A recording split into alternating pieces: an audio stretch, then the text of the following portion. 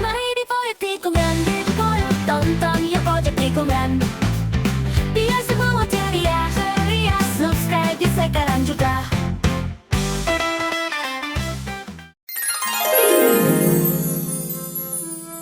Di sudut kota yang ramai, terdapat sebuah halte bus yang tidak terdeteksi di Google Maps.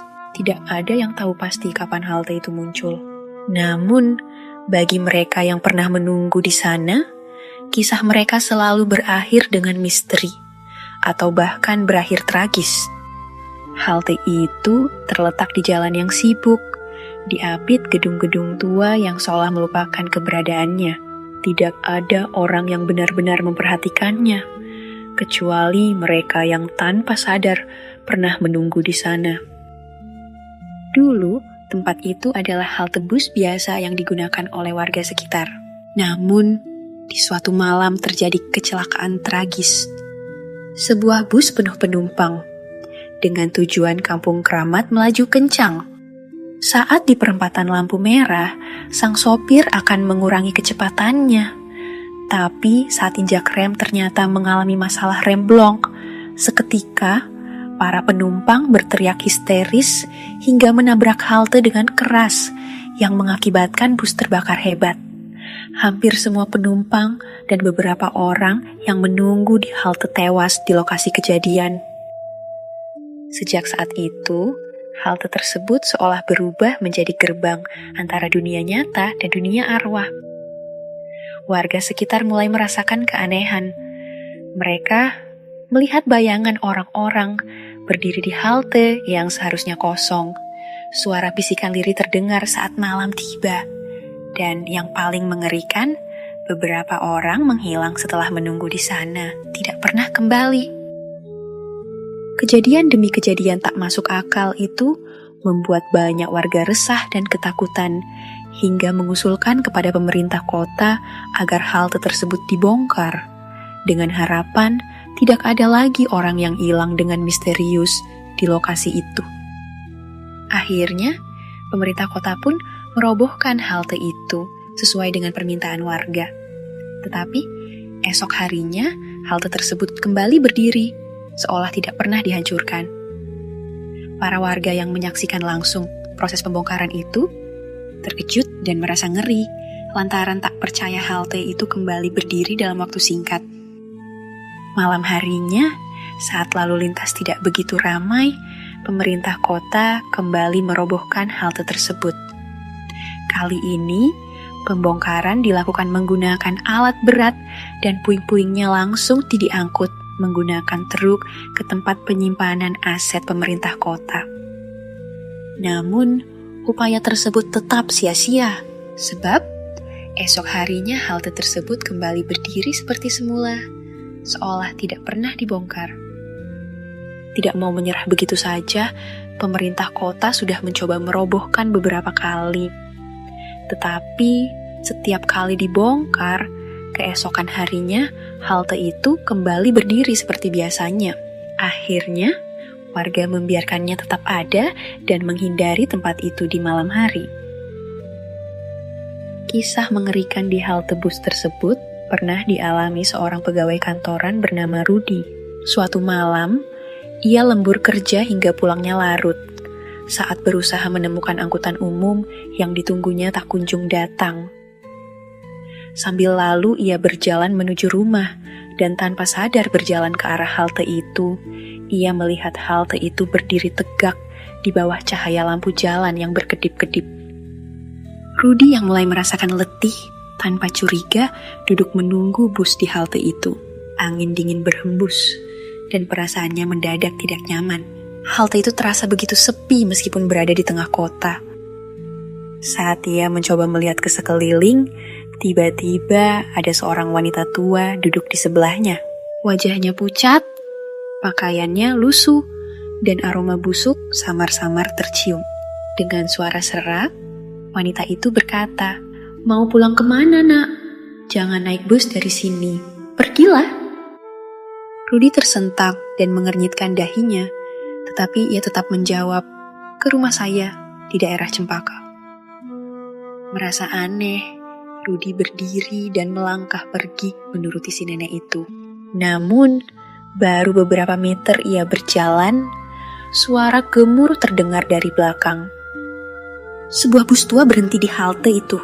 Lampunya redup, pintunya terbuka, tetapi tidak ada sopir yang terlihat di balik kaca depan. Terlihat jelas, para penumpang yang duduk di dalam tampak kaku, pucat, dan tidak berkedip. Salah satunya menoleh ke arah Rudy dengan senyum yang terlalu lebar. Rudy tidak menunggu lama karena sudah merinding. Dengan sekuat tenaganya, ia berlari secepat mungkin, meninggalkan halte dan tidak pernah kembali ke sana lagi. Tidak hanya Rudy, ternyata banyak orang mengalami hal serupa, sehingga cerita tentang halte misterius itu berkembang luas di masyarakat. Ada yang mengaku melihat halte itu muncul di tempat berbeda, terkadang di depan pusat perbelanjaan, terkadang di jalanan sepi dekat pemakaman. Bahkan, seorang mahasiswa semester akhir pernah naik bus dari halte tersebut. Tapi, ia tidak pernah kembali. Orang-orang hanya menemukan tas dan ponselnya tergeletak di pinggir jalan. Awalnya, mahasiswa itu dikira sedang diculik penjahat. Namun, setelah polisi menyelidiki kasus itu, mendeteksi mahasiswa itu terakhir ada di lokasi halte. Tetapi kamera CCTV tidak menangkap apapun. Seolah-olah mahasiswa itu lenyap begitu saja. Bahkan, beberapa keluarga korban yang hilang di lokasi itu mulai melakukan pencarian. Mereka mendatangi dukun, paranormal, dan bahkan mencoba menunggu di halte tersebut. Beberapa orang yang mencoba kembali dengan membawa jimat pelindung mengaku melihat sosok-sosok yang menyerupai orang yang hilang di dalam bus itu. Mereka tampak terperangkap, berusaha keluar, tetapi tidak bisa. Salah satu paranormal terkenal, Kijoyo, mencoba melakukan ritual di halte itu. Ia mendapati bahwa halte ini adalah tempat di mana arwah-arwah korban kecelakaan terjebak. Mereka terus menunggu bus yang seharusnya tidak pernah datang. Kijoyo mencoba membebaskan mereka, tetapi kekuatan gelap yang menjaga halte terlalu kuat. Ia hanya bisa memperingatkan warga agar tidak pernah berhenti di sana. Tidak mau menyerah begitu saja, Kijoyo akhirnya mengumpulkan para dukun dan paranormal lainnya untuk mengadakan ritual besar. Mereka mencoba membuka portal yang menghubungkan dunia nyata dan dunia arwah. Namun, begitu ritual dimulai, kekuatan dari halte tersebut mulai melawan. Bayangan hitam bermunculan dari dalam bus gaib, menyerang para spiritualis yang berusaha membebaskan para arwah yang terjebak. Pertempuran berlangsung sengit. Doa-doa suci dilantunkan, kemenyan dibakar, dan mantra-mantra dilepaskan. Suara jeritan arwah terdengar menggema, seolah meminta pertolongan. Kijoyo dan timnya berusaha menarik arwah-arwah yang terperangkap dalam bus. Sementara entitas kegelapan berusaha mempertahankan mereka. Setelah pertempuran yang berlangsung hingga fajar, akhirnya bus gaib itu mulai memudar. Arwah-arwah yang tertahan di dalamnya satu persatu mulai menghilang menuju ke alam yang seharusnya. Halte itu pun mulai retak dan runtuh, seolah kehilangan kekuatan gaibnya. Saat matahari terbit, halte bus yang selama ini menjadi misteri telah lenyap. Kini, di tempat itu hanya tersisa tanah kosong yang dikelilingi puing-puing. Warga yang datang pagi itu hanya bisa bertanya-tanya apa yang telah terjadi. Dengan hilangnya halte bus gaib, tidak ada lagi laporan orang yang hilang atau bus tua yang muncul tanpa sopir. Namun, beberapa orang masih bersumpah bahwa pada malam tertentu, jika kau berdiri di tempat halte itu pernah berdiri, kau masih bisa mendengar suara bus berhenti dan suara langkah kaki yang tidak terlihat.